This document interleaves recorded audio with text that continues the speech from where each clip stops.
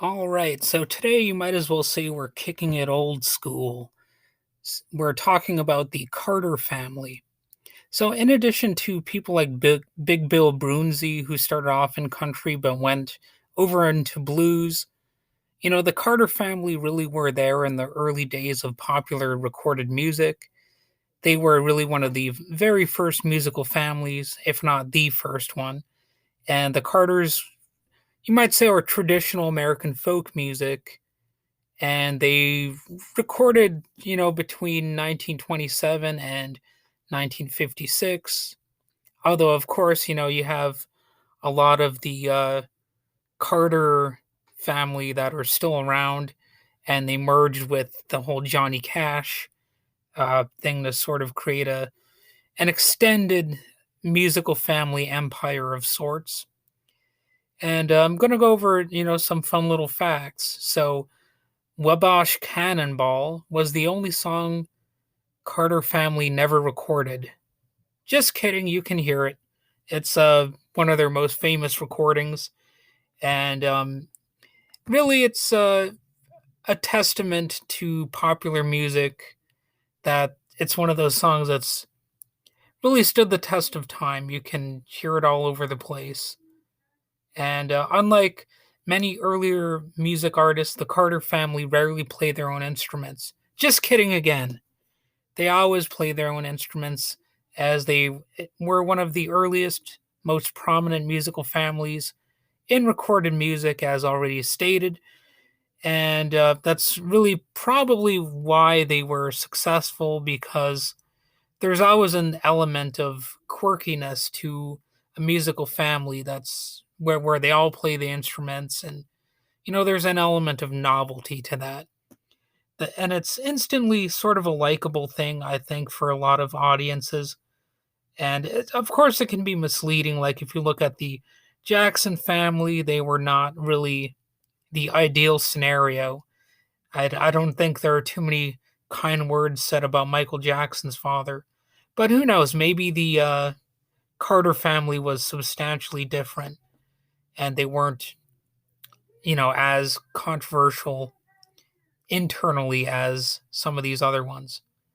So, for another fun fact, Johnny Guitar Watson played rhythm guitar and tin whistle on the group's recordings, but he was never featured in any of their performances live. Actually, no, he really had nothing to do with the Carter family. I just wanted to mention him randomly. But Johnny Guitar Watson was also an innovative musician in his own right, almost being the proto Jimi Hendrix. So, yeah, annoyingly, I threw in some extra musical trivia for you because I don't really know that much about the Carter family. So I'm kind of leading you astray because I find it funny and cute. And here's another fun fact: the Carter family member Melvina Reynolds used the banjo and guitar exclusively during her career until she died in 1974. Just kidding again, being really obnoxious here. Malvina Reynolds was actually a singer songwriter known for her song Little Boxes, which is humorously about conformity in housing and how it represents conformity in social life. The effectiveness of her satire was attested to by a university professor who said in 1964, "I've been lecturing my classes about middle class conformity for a while, for a whole semester. Here's a song that says it all in 1.5 minutes." So, also, I was misleading you there too, because Malvina lived from August 23rd, 1900 to March 17th, 1978. So, I'm dropping in a bunch of random trivia here just to be cute. The Carter family itself have been credited with creating the country music sound of the late 1920s and early 1930s, and as such are known as the founding family of country music, or one of the founding families, you might say. So that's more accurately what you can say about them. Interestingly, Now this is more factual information, not BSing around here. The Carter family had a substantial relationship with Leslie Riddle, who was a black musician who helped them gather together their songs. He helped, um, I suppose you could say, transpose them from the folksy origins. And you might have, because a lot of folk music, they have hard to trace origins, or you might have a difficult time pinpointing exactly what the melody is, or things like that. He kind of helped them organize those details, and you know really helped the Carter family um, get their stuff together. Riddle also influenced Maybelle Carter to sometimes adopt a blues finger picking technique. Maybelle Carter is known for developing the Carter family picking technique on guitar, where the melody is played on the bass strings and the rhythm strumming continues on the higher register. So even if you listen to the Carter family and don't think they are, maniacs and they're playing with, you know, innovation, it's still worthwhile noting that they were innovative in their own right musically, in addition to, just being one of the first musical families. So you can probably hear Carter family picking today, although I'm sure not everybody would recognize that's what it's supposed to be called or what it traditionally is called. But, I'm sure you can find it in plenty of songs.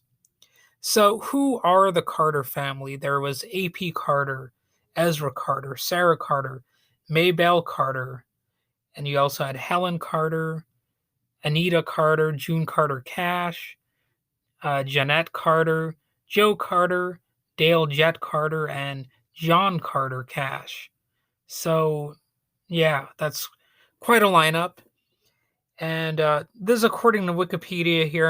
I'm getting lazy. I'm just reading from there. It says in 2017, the Carter family story was told in the award-winning documentary series American Epic.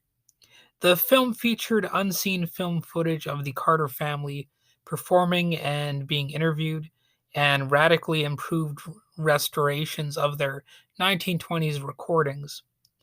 And director Bernard McMahon commented that, quote, "We first came to the Carters through their records, but one of the other things that struck us about them is that they were involved in both of the main waves of America hearing itself for the first time.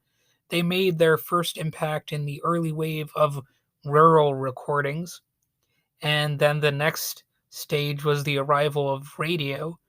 And in the late 1930s, they went to Texas and were on XERA, a border station based in Mexico that could be heard all over the central and western United States. So, yeah, highly influential. Again, they are said to have basically created country music. And if you're at all going to head down to a country music rabbit hole, then obviously you should include the Carter family in your listening and your playlist. And that's about all I need to say about them. Maybe I'll eventually talk about some of their album compilations or something like that. But for now, yeah, have a good day.